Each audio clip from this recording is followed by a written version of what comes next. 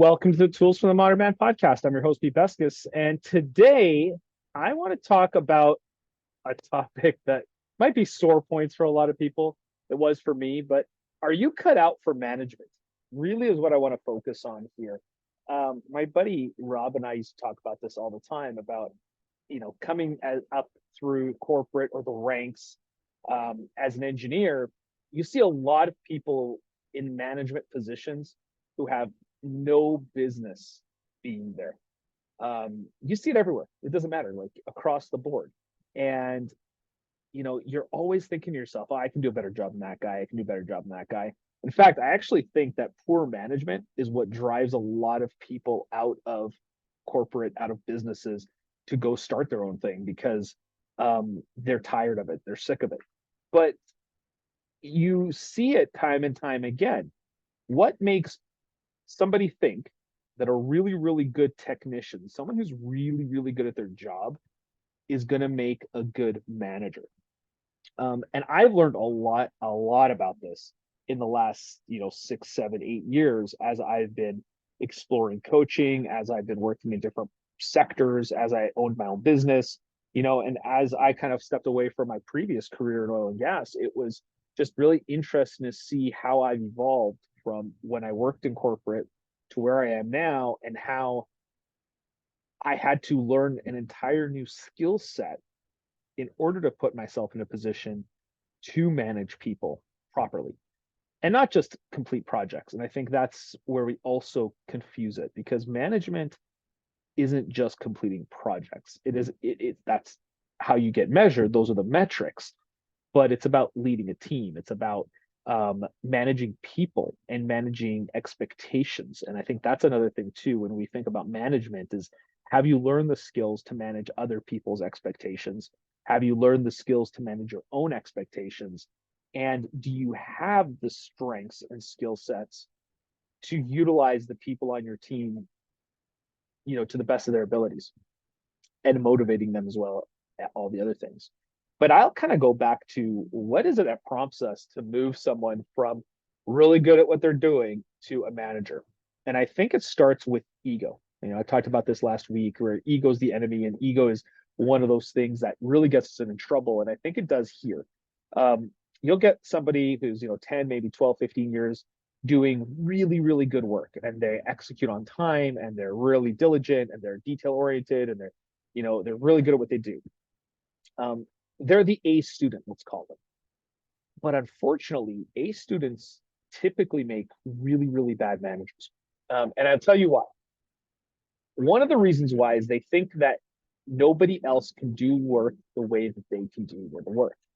And in a lot of cases, they're right, because they're so good at what they do.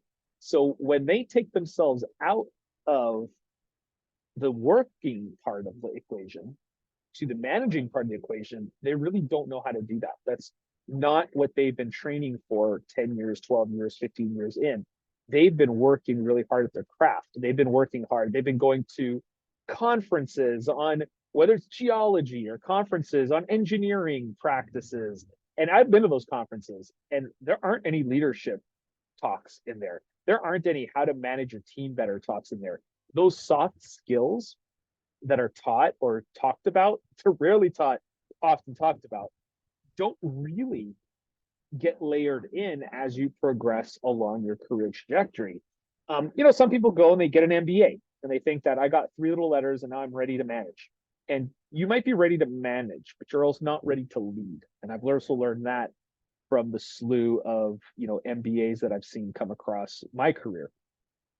So what does it mean, like, for you to assess if you're cut out for management? What is the impetus for us to want to get into management? And I think it's that carrot.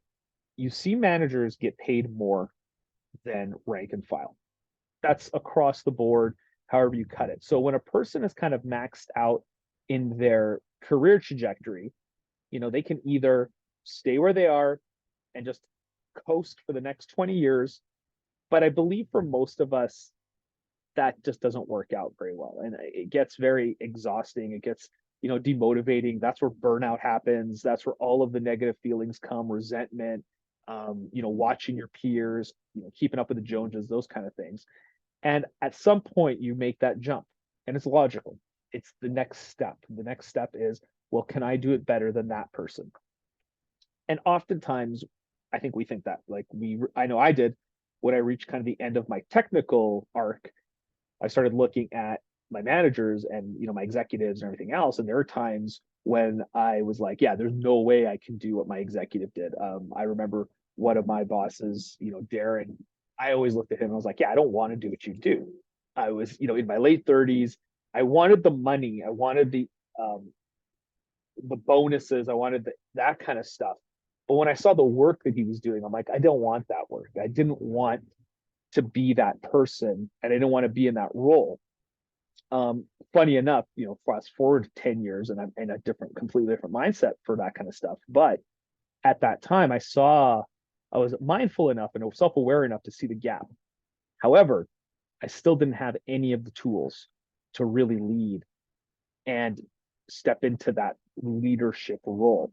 I had some of them. I did better than others, especially in the engineering field, where I don't think you see a lot of people assume that leadership. They just lead with data, lead with facts, and just hope, and they expect you to follow with them, follow along. And I'm sure any of you who've worked with engineers or scientists or computer people can attest to that. We like to hit you with facts and we like to beat you over the head with them and beat you into submission with our data. That's not how business works. That's not how corporations work. That's not how small business work. That's not how anything works. You have to be able to get buy-in. You have to be able to get people to see what the objective is, to know what the mission is. You have to be able to articulate what does done look like. I learned that from reading Brene Brown's Dare to Lead. Is that one of the things that she always implemented was, what does done look like? I don't know any manager that I worked with in my 20 years in oil and gas ever asked me, what does done look like as a measure of success? There was always, here's how much money you have to spend. Here's what we have to hit as production targets, go. And they didn't care how you get there. They were just like, get it done, right?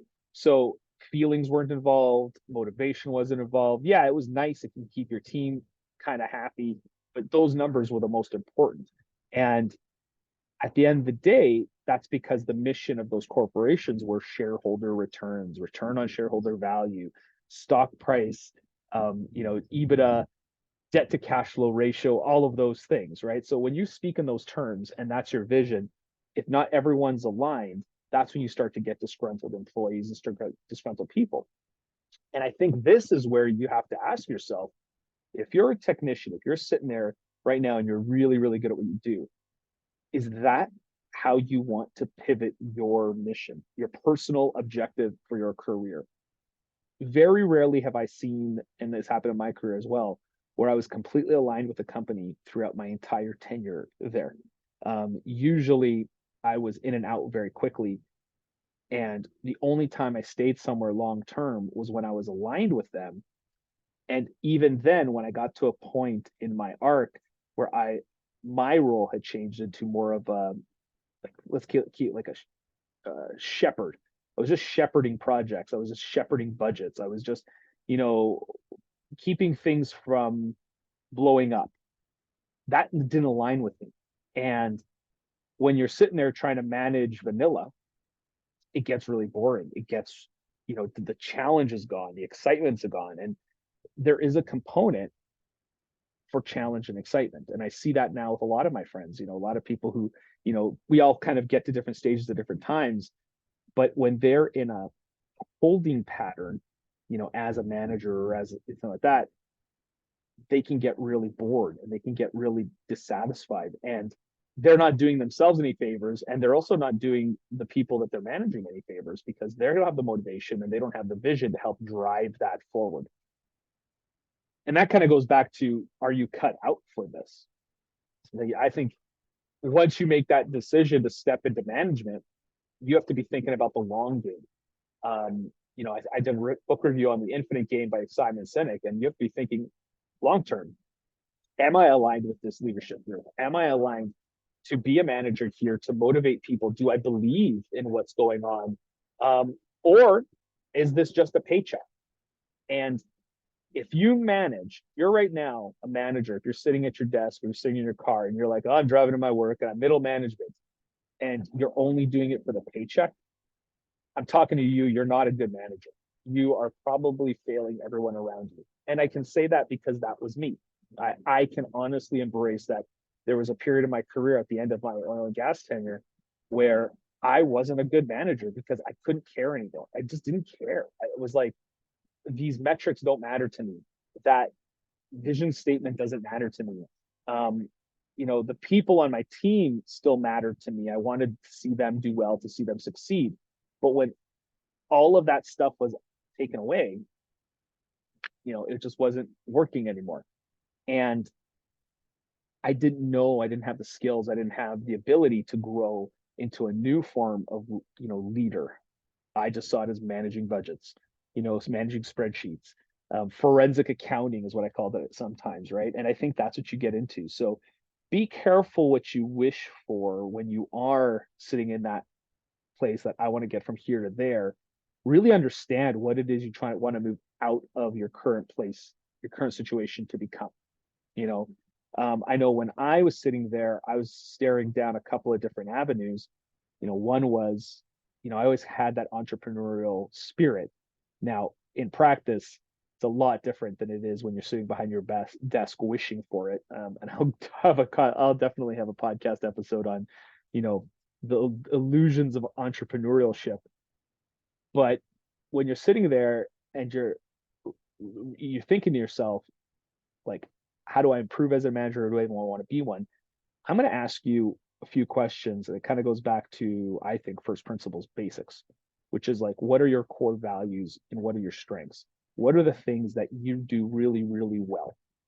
And I don't believe in a carbon copy leader. I don't believe in a carbon copy manager. Like, you don't have to, you can lead and you can manage perfectly fine with your style and your skill strength, but you have to like it. You have to like the idea of motivating a group of people. You have to like the idea of having people complain to you, and you trying to solve their problem, as opposed to trying to run away from their problems. So for me, what I found exciting, or I find interesting about being in a management position now, is I see everything as a complex problem.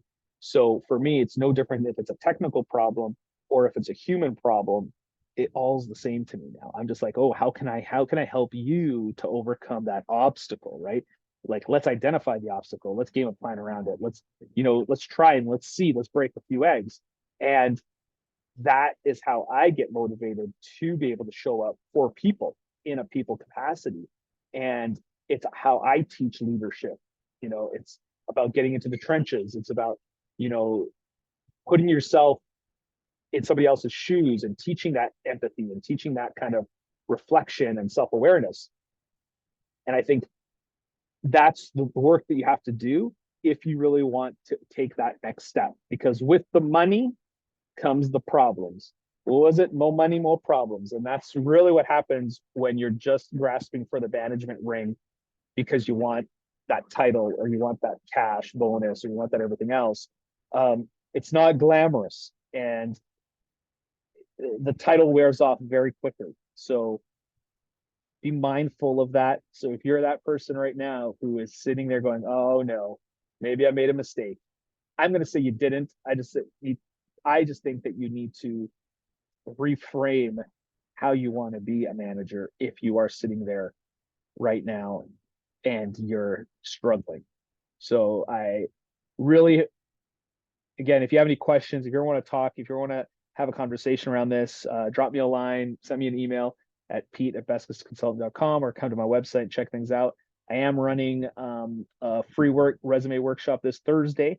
So you can get that. I'll attach that into the link below in the show notes. But otherwise, I hope you all have a great week, and I will talk to you next time on Tools for the Modern Man. Take care. Bye.